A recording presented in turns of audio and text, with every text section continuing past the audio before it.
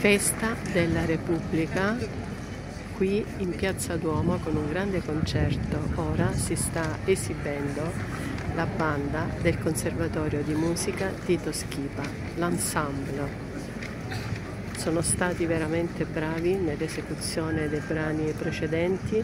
Adesso a sorpresa vediamo che cosa succede. Vedete? La piazza è veramente gremita di belle persone e la cornice è veramente spettacolare.